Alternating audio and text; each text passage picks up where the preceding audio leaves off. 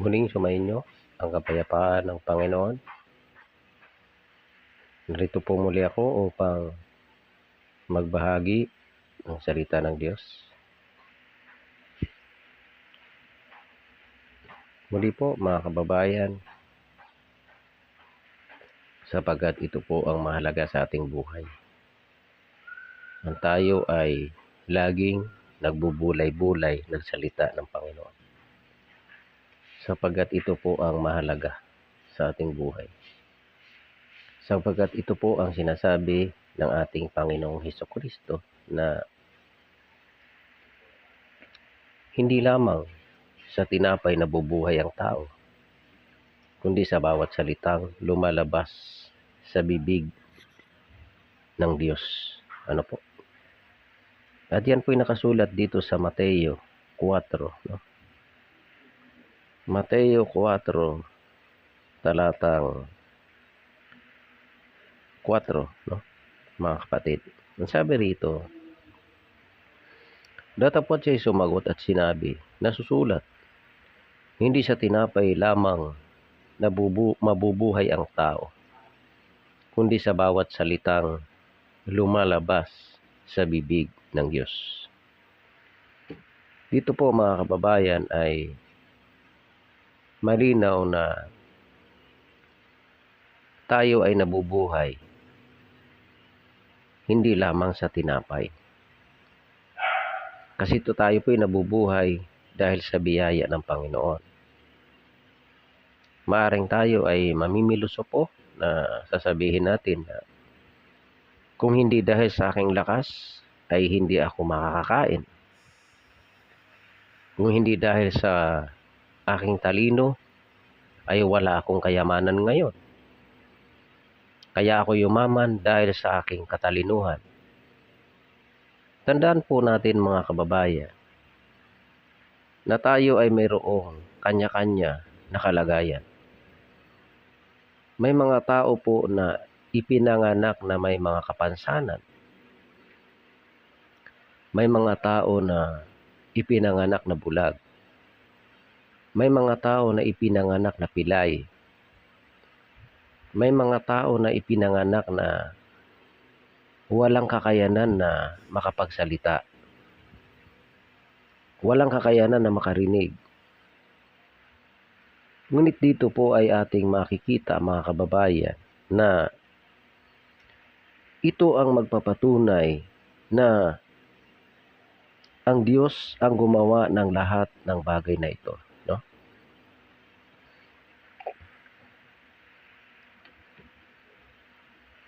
Ang sabi ng Panginoon dito sa Exodo 4 talatang 1, at sinabi sa kanya ng Panginoon, sinong gumawa ng bibig ng tao? O sinong gumawa ng pipi o bingi o may paningin o bulag na sa tao? Hindi ba akong Panginoon? Dito mga kapatid, ang sinasabi ng Panginoon, siya ang gumawa ng lahat ng bagay na ito. Kaya, maaring sabihin ng ibang tao na unfair ito sa iba. Ngunit ang Diyos ay gumawa ng lahat ng bagay na ito upang makita sa tao yung pagkakapantay ng tao o pagkakaroon ng habag ng tao. Sapagkat kagaya po ng mga dukha at mga mayayaman ay mayroon po talagang dukha at mayroong mayayaman. Mayroong ipinanganak na bulag, mayroong ipinanganak na pipi, mayroong ipinanganak na bingi. At ang sabi ng Panginoon, ako ang gumawa. Sino ang gumawa ng bibig ng tao? O sinong gumawa ng pipi o bingi? O may paningin o bulag na tao? O bulag sa tao? Hindi ba akong Panginoon? Dito malinaw mga kapatid, na ang sino mang tao ay walang magagawa sa kanyang sarili lamang. Kagaya nga ng ibang tao na nagmamalaki na kung hindi dahil sa aking talino, hindi ako nagkamal ng ganito kalaking kayamanan. Hindi ako nagkaroon ng masaganang buhay kung hindi dahil sa aking lakas at katalinuhan. Mga kapatid, malinaw ang nakasulat na ang Diyos ang gumawa. Maging sa mga tao na ipinanganak na walang kakayanan sa sarili, kailangan ng may aalalay sa Kanya. Dito ay ang Diyos ang gumawa. Tulad nga ng sinabi ng Panginoong Hesukristo na nasusulat, hindi sa tinapay lamang mabubuhay ang tao, kundi sa bawat salitang lumalabas sa bibig ng Diyos. Kaya mga kapatid,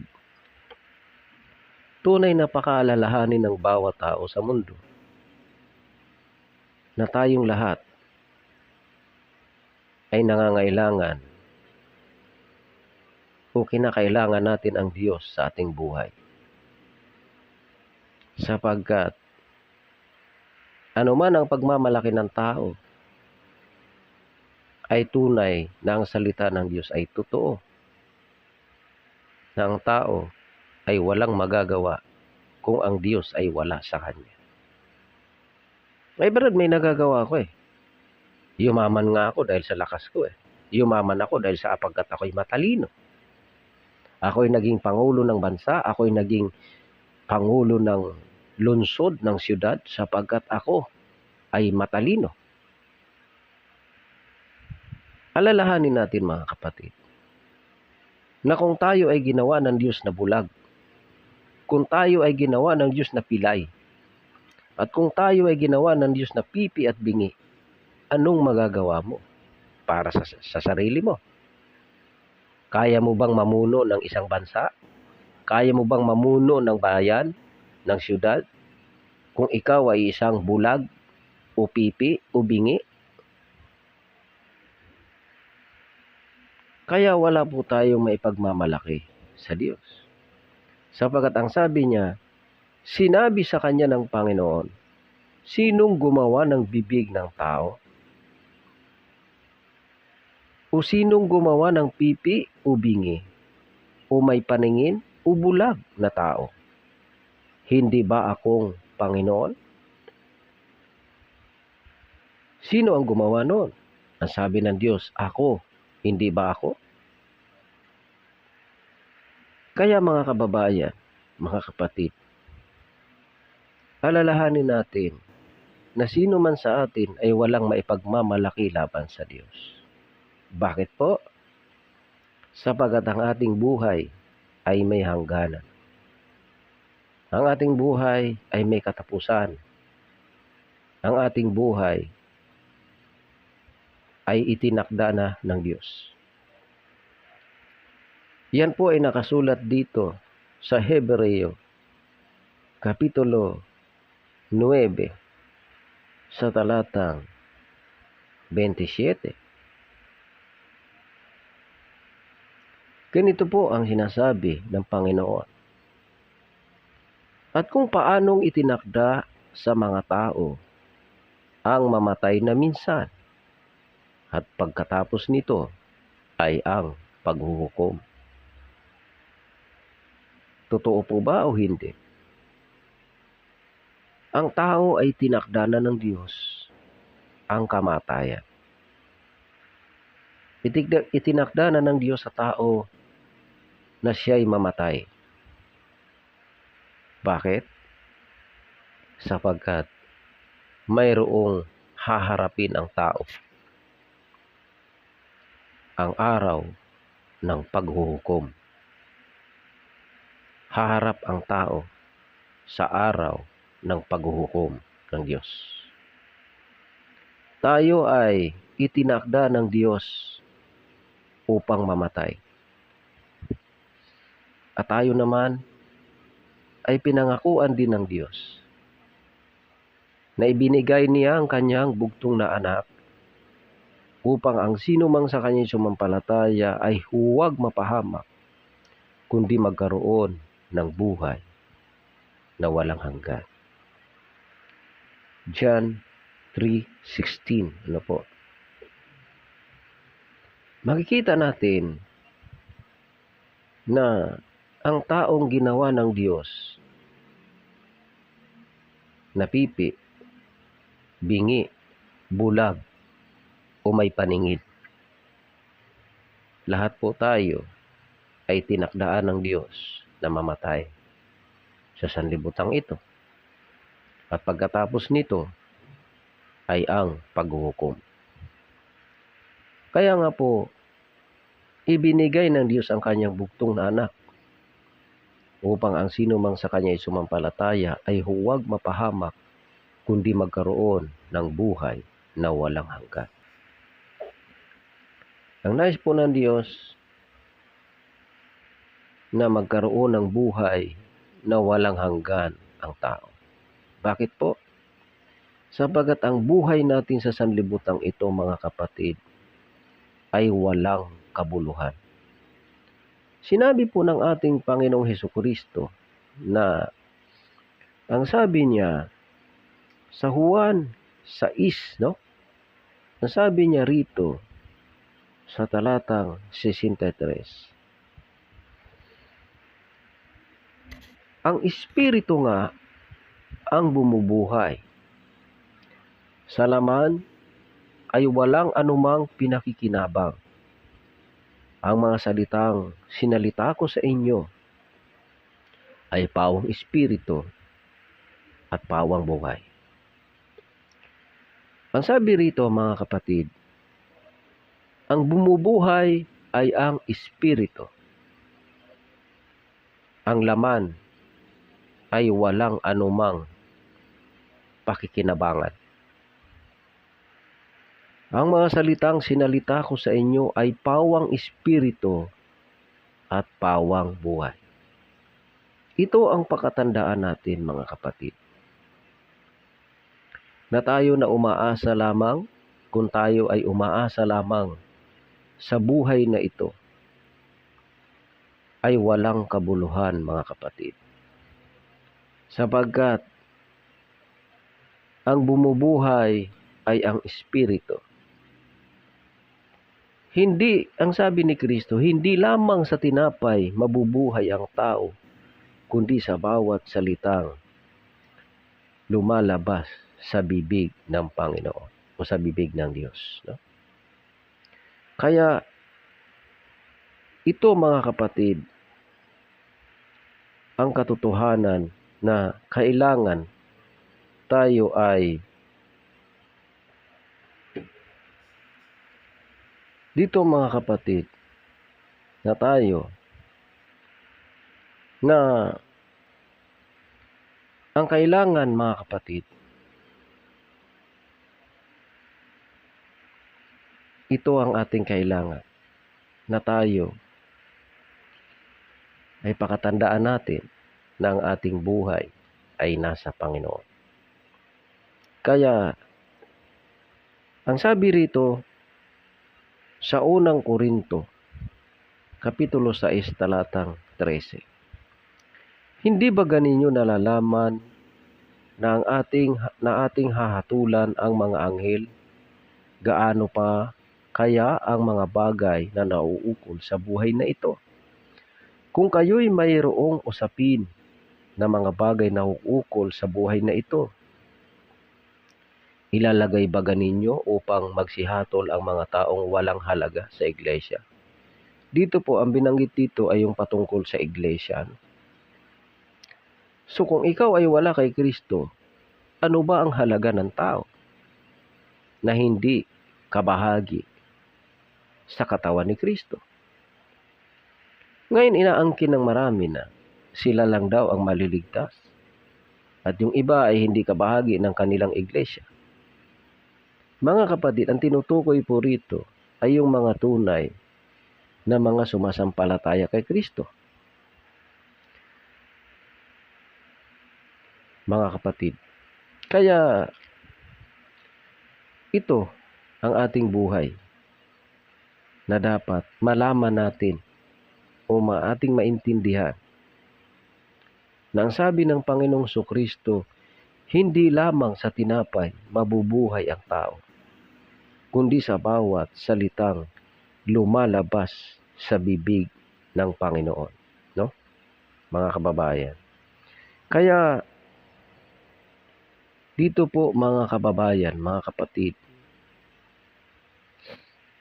ay ating intindihin na tayo ay mayroong buhay sa Diyos. Anong kabuluhan kung ikaw ay yumaman? Ikaw ay nagkamal ng maraming kasaganaan sa buhay na ito. Ano ang halaga ng tao na hiwalay kay Kristo? Wala. Sapagat ang sabi ni Apostol Pablo, yung mga nasa labas, hahatol baga? Yung mga walang halaga sa iglesia ay hahatol baga sa mga anak na Diyos? Ngayon, ang sabi ni Apostol Pablo, dito naman sa unang Korinto, sa Kapitulo 15, sa talatang 18, kung gayon nga, ang mga nangatutulog di naman kay Kristo ay pawang nangapahamak. Unahin natin dito sa talatang 17. At kung si Kristo ay hindi muling binuhay, ang inyong pananampalataya ay walang kabuluhan.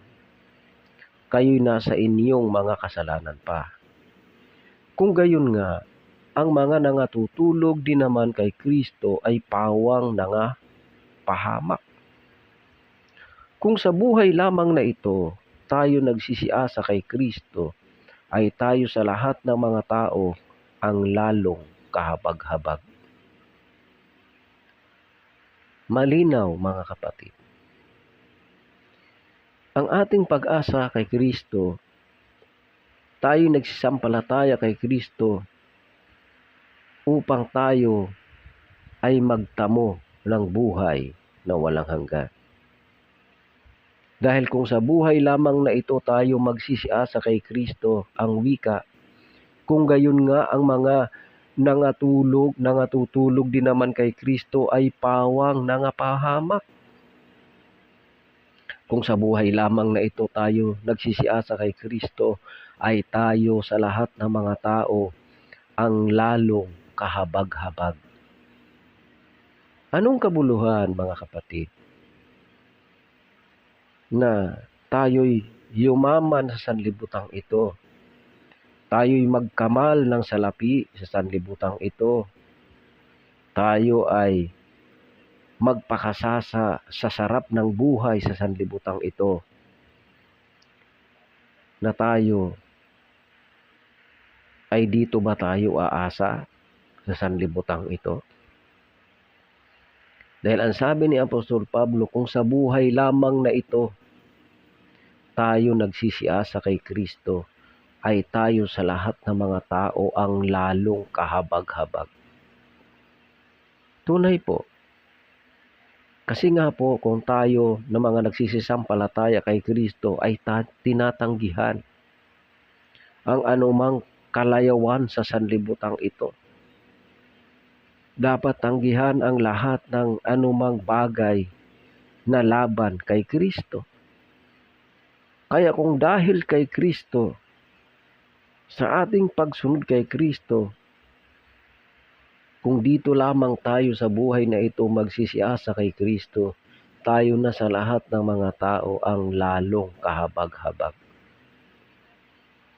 Hindi po talaga dito sa buhay na ito tayo dapat magsiasa kay Kristo. Bakit po? Dahil tingnan ninyo ang isang mayaman na nagtanong sa ating Panginoon. Tinanong niya ang ating Panginoon na, Panginoon, paano ba ako magkamit ng buhay na walang hanggan? Sumagot ang Panginoon na, ang sinabi ng Panginoon dito sa 19, Kapitulo 19, talatang 16. At narito lumapit sa kanya ang isa at nagsabi, Guro, ano ang mabuting bagay na gagawin ko upang ako'y magkaroon ng buhay na walang hanggan? Sinabi sa kanya ni Jesus, talatang 18, alin-alin? At sinabi sa kanya na, bakit mo itinatanong sa akin ang tungkol sa mabuti? Talatang 17 po. May isa na siyang mabuti. Datapat kung ibig mong pumasok sa buhay, ingatan mo ang mga utos. Sinabi niya sa kanya, alin-alin? At sinabi ni Jesus, huwag kang papatay, huwag kang mangangalunya, huwag kang magnanakaw, huwag kang sasaksi sa di katotohanan. Igalang mo ang iyong ama at ang iyong ina, at ibigin mo ang iyong kapwa na gaya ng iyong sarili. At sinabi sa kanya ng binata, ang lahat ng mga bagay na ito ay ginanap ko. Ano pa ang kulang sa akin? Naganap niya ang lahat ng utos na ito. Ngunit may kulang sa kanya. Anong sagot ng Panginoon? Sinabi sa kanya ni Jesus, kung ibig mong maging sakdal, humayo ka, ipagbili mo ang tinatangkilik mo, at ibigay mo sa mga dukha, at magkaroon ka ng kayamanan sa langit. At pumarito ka, sumunod ka sa akin. Datapot nang marinig ng binata ang ganitong pananalita ay yumaon siyang namanglaw, sapagkat siya ay isang may maraming pag-aari. Yan po mga kapatid. Ito ang tanong ngayon. Maraming pastor na ginagamit ang pangalan ni Kristo. Ginagamit ang ebanghelyo ni Kristo para yumaman. Maraming pinuno ng mga samahang pangrelihiyon na ginagamit ang pangalan ng Diyos, ginagamit ang salita ng Diyos, ginagamit ang Biblia, ginagamit ang salita ni Kristo para yumaman. Anong mangyayari dito? Sabi ni Kristo, kung gusto mong maging sakdal, ipagbili mo ang tinatangkilik mo at ipamigay mo sa mga dukha. At pumarito ka, sumunod ka sa akin. Dapat nang marinig ng binata ang ganitong pananalita, ay yumaon siyang namamanglaw sapagkat siya ay isang may maraming pag-aari. At sinabi ni Jesus sa kanyang mga alagad, katotohanang sinasabi ko sa inyo, mahirap na makapasok ang isang taong mayaman sa kaharian ng langit. Kaya nakikita natin, nang sabi ni Kristo, hindi lamang sa tinapay mabubuhay ang tao. Kaya kung ikaw ay yumaman sa pamamagitan ng iyong lakas, sa pamamagitan ng iyong katalinuhan, kung ikaw ay yumaman sa mga pamamaraang ito, huwag mong sabihin, yumaman ka dahil sa iyong sariling lakas. Dahil malinaw na ang nagbigay sa iyo ng kaalaman, ang nagbigay sa iyo ng tamang pag-iisip, ang nagbigay sa iyo ng paningin, ang nagbigay sa iyo ng pandinig, ang nagbigay sa iyo ng bibig upang magsalita ay ang Diyos. Kung ginawa ka ng Diyos na pipi, o ginawa ka ng Diyos na bulag, makakamit mo kaya ang kayamanang yan? Sa bagay, meron din namang mga bulag na ginagamit ng iba para yumaman. Pero kung ikaw sa sarili mo, halimbawa ikaw ginawa kang pilay, pipi o bingi, o ikaw ay ipinanganak na isang dukha, ang Diyos pa rin ang gumawa. Wala kang magagawa kung wala ang Diyos. Kaya kung ikaw ay matalino, ikaw ay ginawa ng Diyos na matalino, kumpleto ang pangangatawan, huwag kang magpalalo. Huwag kang magmalaki. Sapagkat ang Diyos ang gumawa ng lahat ng bagay na ito. Ginawa ka ng Diyos na bulag, o kung ginawa ka ng Diyos na pilay, may maipagmamalaki ka ba? Walang maipagmamalaki ang sino man. Sapagkat sinabi ni Kristo na ang Espiritu ang bumubuhay. Sa laman ay walang anumang pinakikinabangan. Ang mga salitang sinalita ko sa inyo ay pawang espiritu at pawang buhay. Sapagkat ang bumubuhay sa tao ay ang salita na mula sa bibig ng Panginoon, ng Diyos. Hindi lamang sa tinapay mabubuhay ang tao, kundi sa bawat salitang lumalabas sa bibig ng Diyos. Kaya walang sino mang tao na makapagmamalaki sa buhay na ito.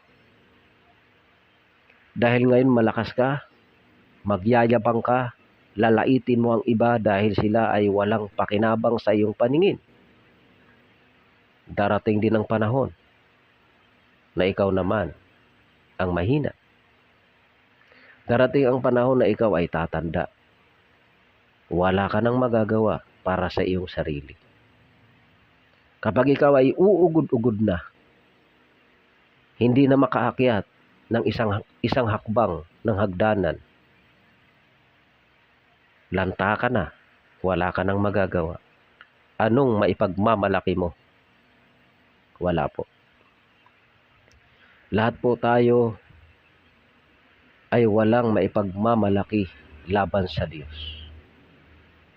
Dito, ang isang mayaman ay namanglaw. Sapagat ang nais ng Panginoong Hesukristo upang ang tao ay maging sakdal, makapasok sa kaharian ng langit,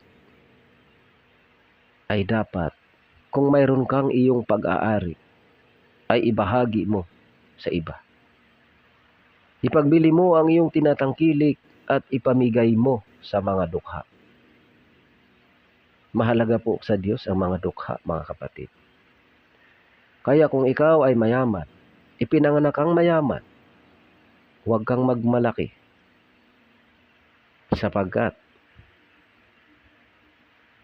walang kabuluhan ang anumang bagay na tinatangkilik ng tao sa sanlibutang ito. Bakit? Sapagkat ang sabi ng Panginoong Hesukristo dito sa 16 ng Mateo, talatang 25. Ang sabi niya, sapagkat ang sinumang mag-ibig iligtas ang kanyang buhay, ay mawawalan nito. At ang sinumang mawala ng kanyang buhay dahil sa akin, ay makakasumpong niyaon. Sapagkat ano ang pakikinabangin ng tao kung makamtan man niya ang buong sanlibutan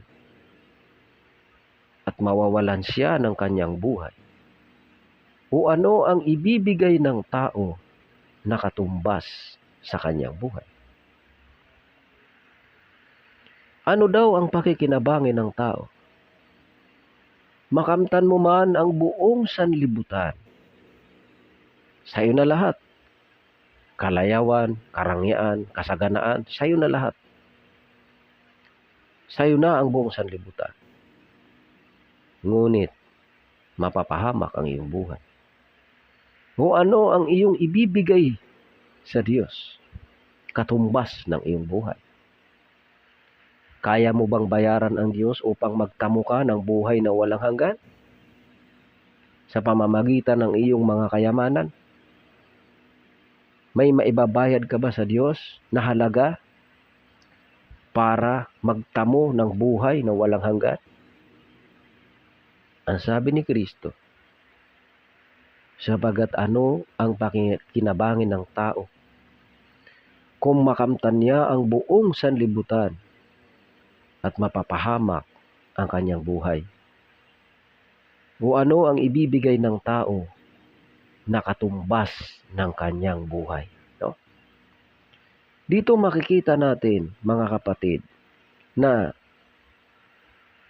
malinaw na mga kababayan,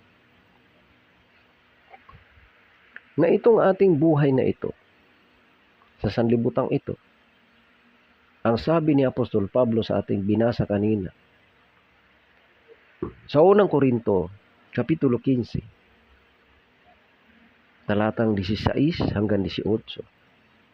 Kung sa buhay lamang na ito tayo nagsisiasa kay Kristo, tayo na sa lahat ng tao ang lalong kahabag-habag o kawawa.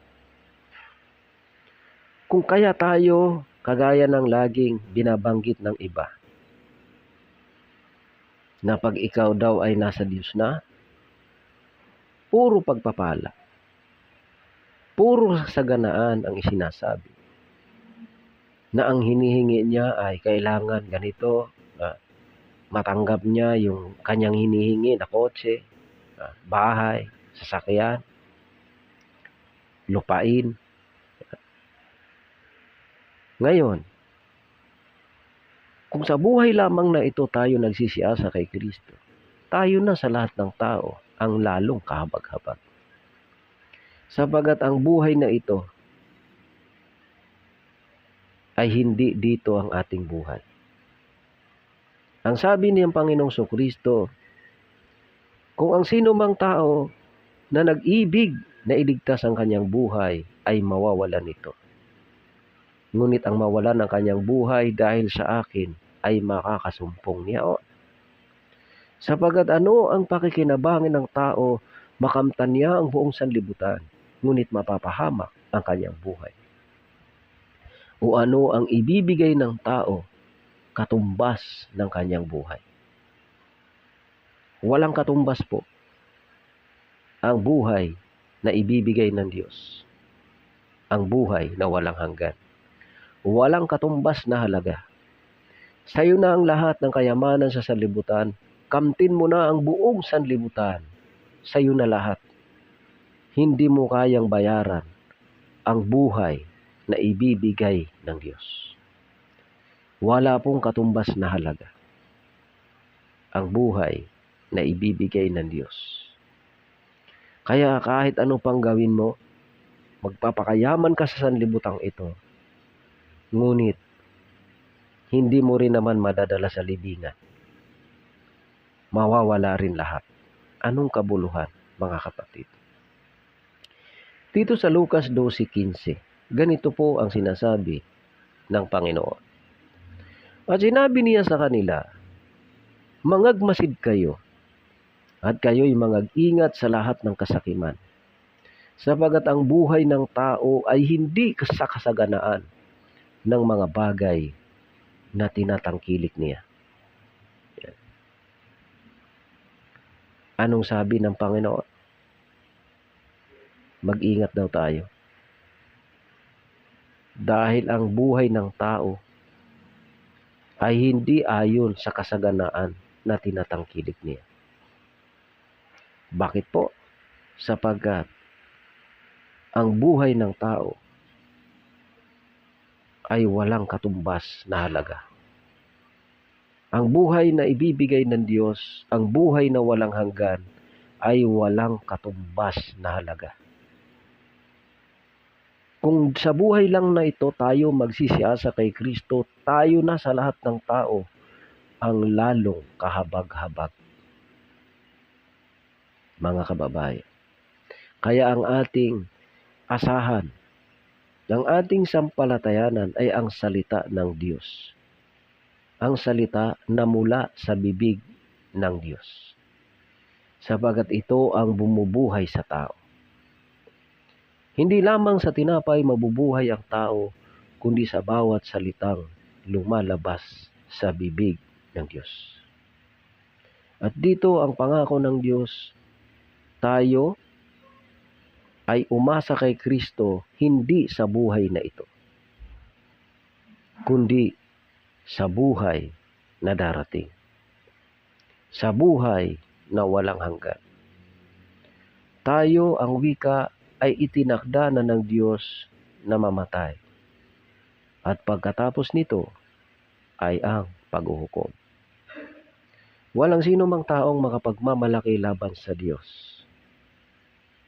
At ang buhay na ibibigay ng Diyos ay walang katumbas na halaga. Ang buhay na bigay ng Diyos walang katumbas na halaga. Hindi kayang bayaran ng kahit sinong tao. Kahit sa'yo na ang buong sanlibutan, hindi kayang ibayad sa buhay na ibibigay ng Diyos. Wala pong kabuluhan ang kayamanan sa sanlibutan ito. Ang mahalaga po na tayo ay mayroong puso na nagpapakumbaba sa Diyos. Pahalagahan ang ating kapwa. Pahalagahan ang ating kapwa-tao. Ibigin ang ating kapwa sapagat ito ang tunay na nais ng Diyos sa bawat tao. Ang ibigin ang kanyang kapwa gaya ng kanyang sarili. Kaya mga kapatid ko, mga minamahal, mga kababayan, nawa po ay mapagpala o pagpalain nawa kayo patuloy at sa mga salitang inyong napakinggan sa patuloy na pagpapahayag na ito ng ayon sa nasusulat. Naway patuloy na sumainyo ang biyaya, ang kapayapaan at ang kaalaman, karunungan mula sa Diyos. Naway kamta nating lahat ang tunay na biyaya na mula sa Diyos, ang pagpapala, karunungan, unawa at kaalaman. So muli mga kababayan, patuloy nawa kayong bigyan ng Diyos ng malusog na pangangatawan at ilayo kayo sa lahat ng masama. So, pagpalain kayo ng ating Panginoon.